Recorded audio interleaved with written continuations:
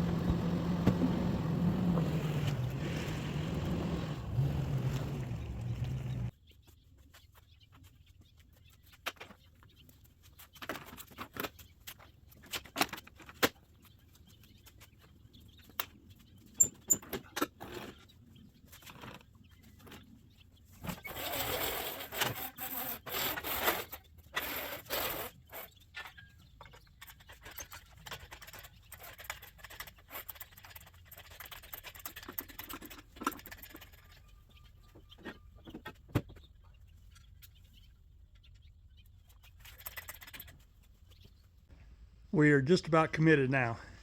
Just need to loosen a couple bolts and remove some bolts, and then we'll have no reason to turn back. So what do we do next? This is the track adjuster. We need to loosen it all the way up, and then we have 4 bolts to take out. This one, the matching one on the other side, and this one, and the matching one on the other side. These are a bit tricky because there's no way of getting on the rod on the inside that they screw into. So when you loosen one side, the other side wants to spin. So what you got to do is you got to zip it loose with the air gun, and then hand tighten it, and then zip the other side loose with an air gun. Then you can probably come back to this side and zip this one all the way out. And that's what you got to do with both the front and the back. Since this has been apart twice now, this will be the 3rd time, it should come apart pretty easily. Let's hope so.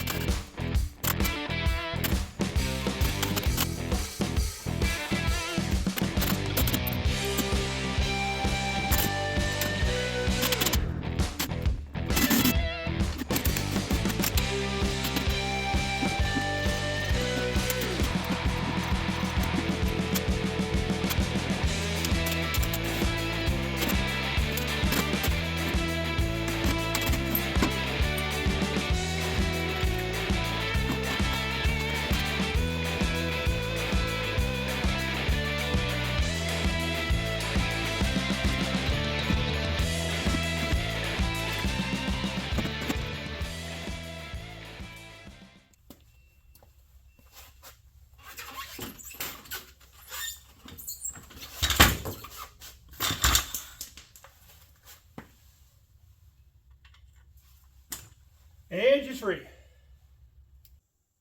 Hi there. You're still here, so do me a favor, hit the like button and subscribe, and please tell all your friends. Thanks a lot. The suspension is out. You know, every time I do this job, I learn something new. This year, I learned to use my little pry bar there on the back side of the bolt, and that'll actually add some tension to it and let it come out easier. Because usually you go back and forth a couple times. I was going back and forth way more than a couple times, as you could see. So anyway, we got that figured out. And then the other thing that I probably should have figured out years ago, these end pieces here, there's spacers and nuts, inserts and things. They pop out because they're supposed to be greased in there, and they have some anti-seize in there. And so they just, every time you tip the suspension sideways a little bit when you're moving around, something pops out.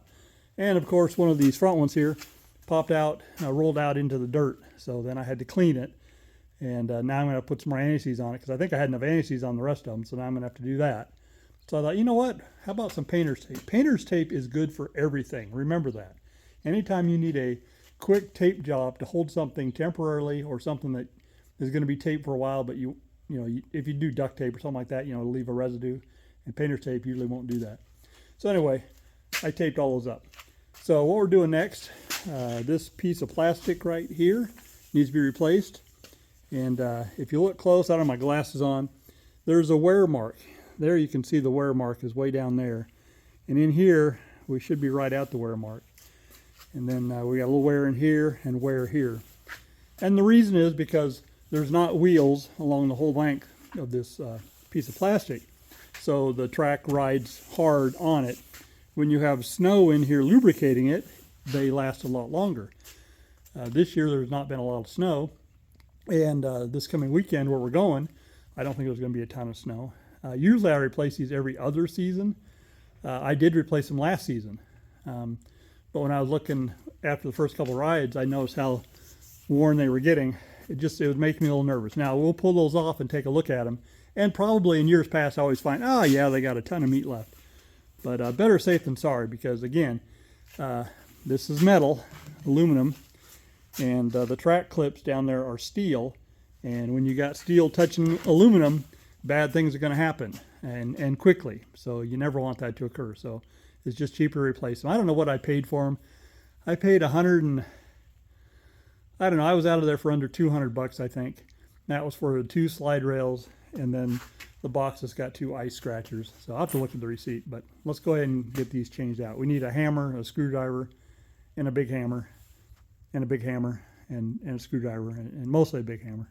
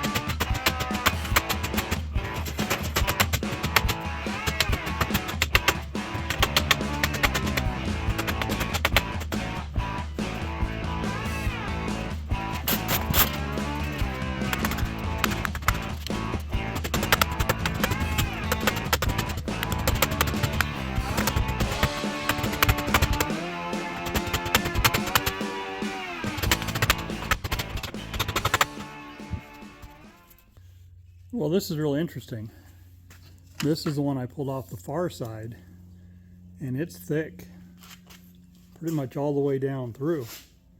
And then this is the one I pulled off of the other side, which was this side, which would have been the right side, and it's wore pretty badly. So what that tells me is that my track, even though it seemed to be tracking right, was tension different from side to side.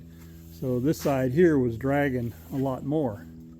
So we'll hold on to this one here. That one actually could be used, especially if there's something, if it's just the track that's causing that, then maybe I can just next time get by replacing the one side or something.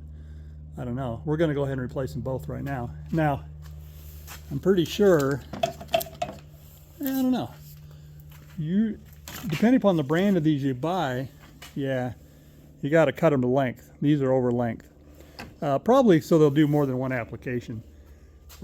So anyway, I need to measure the old ones and cut the new ones down to that length. Also bevel the edge. When I cut them, I'll probably just bevel the edge, and then we'll get those installed.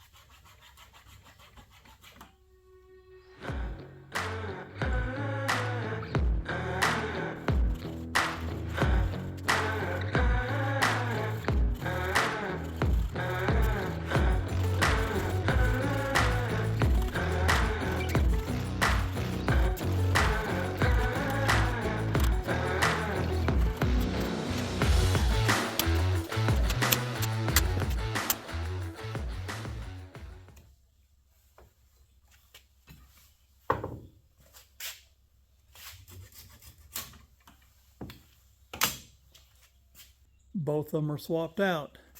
I tried something different this time. I decided to try and cut them in place once they were on the skid frame. This one came out pretty nice. That one over there, more like a hack job. That's all right. Got her done. So now what we got to do, one of the reasons to pull the suspension, it makes it easier to change them, but also it lets you check your bearings. And you want to spin your wheels, make sure they spin freely, no grinding. That noise you hear is rubbing on plastic. There's a plastic piece in there. The bearings are quiet. We'll check these when we flip it over.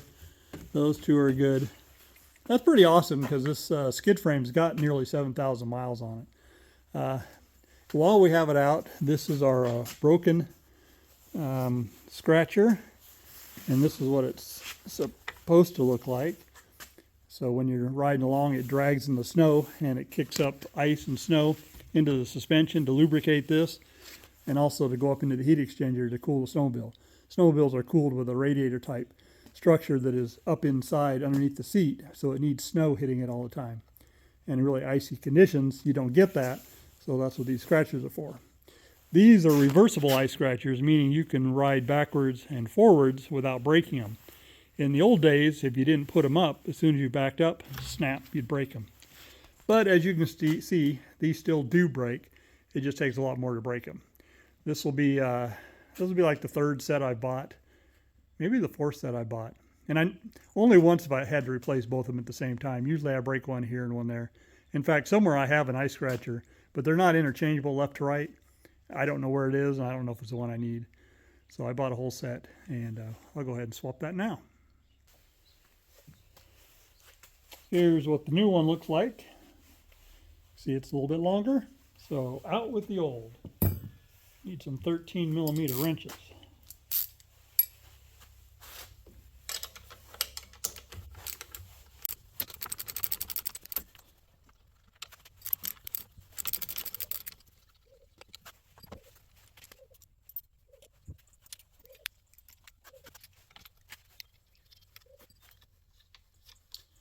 Nice simple task.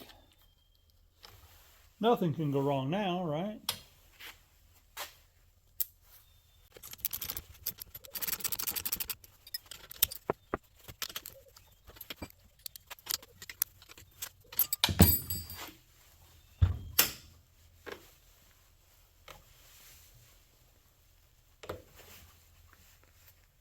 All right, done deal. I'm going to swap this one out too.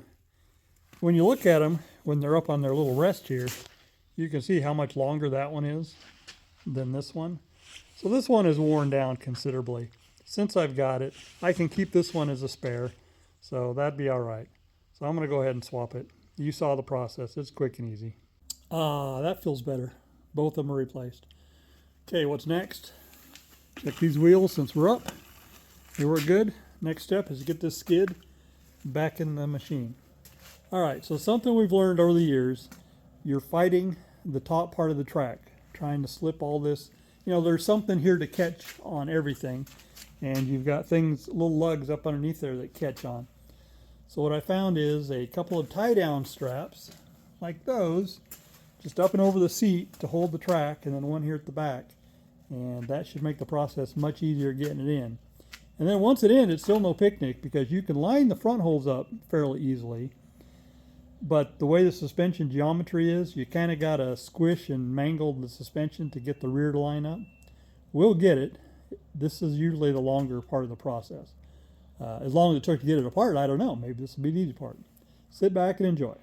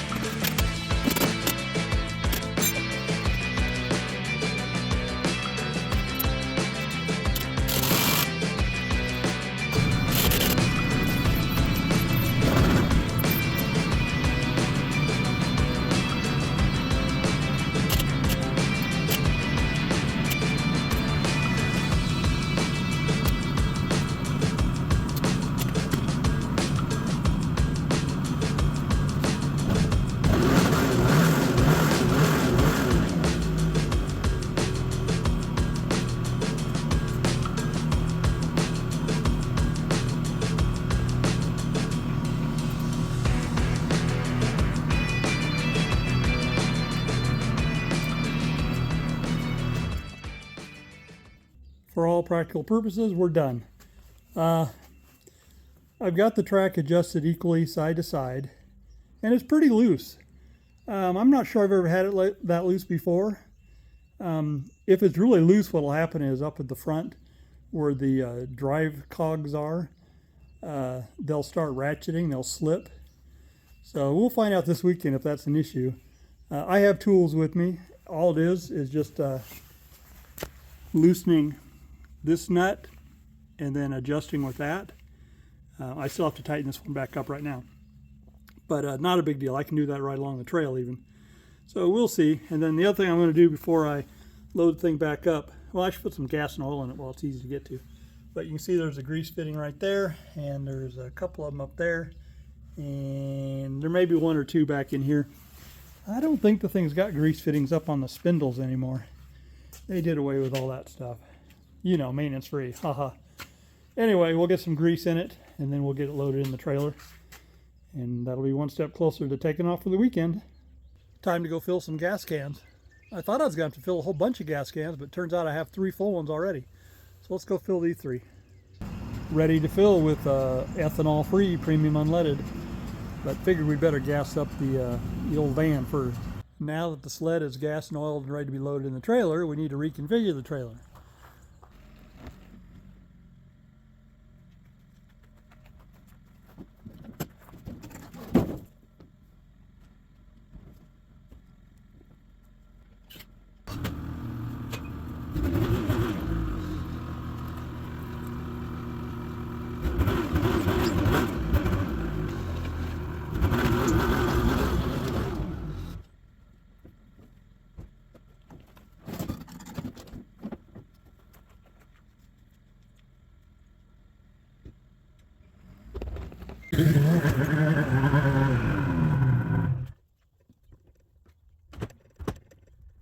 Can you see in there?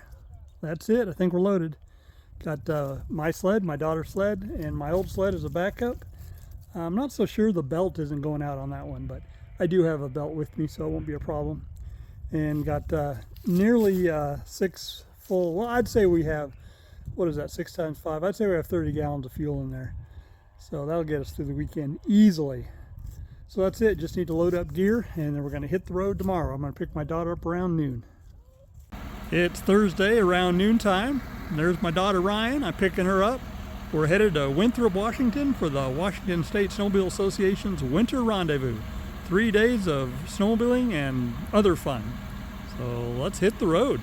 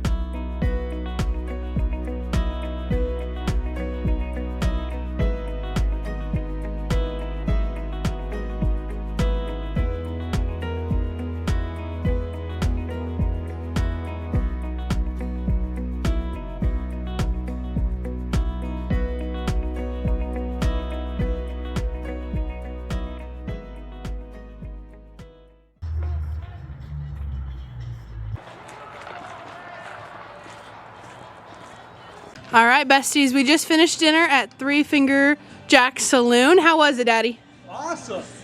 It's Friday morning. We're headed to the meetup location. Woohoo! Who's with me? Woohoo! Finally, we've already had breakfast. They had a good breakfast in the hotel here, motel. I don't know what you'd call this place. We'll call it a resort. Anyway, so let's go find some snow. Let's go ride. Woo! The meetup location for all the rides was the barn, which is our banquet facility in town. Friday's ride was from the Yellow Jacket Snow Park, led by a guy named Bob, who is a member of the Methow Valley Snowmobile Association. He first took us up and showed us the warming hut where we were going to have lunch, also served by his club later in the day. It's the Black Pine Warming Shelter.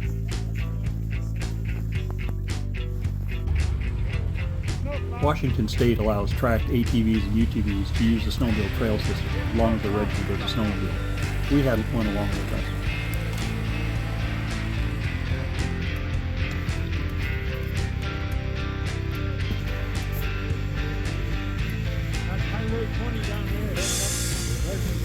I figured it was. Yeah, that was my guess. The views were impressive. The weather was good. Snow conditions, they were so-so.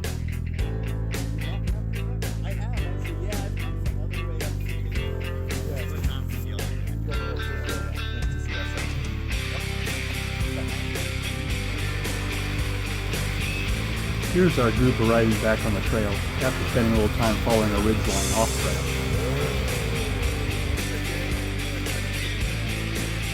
Back at the Black Pine Warming Hut, the club served up hot dogs and all the fixings for lunch.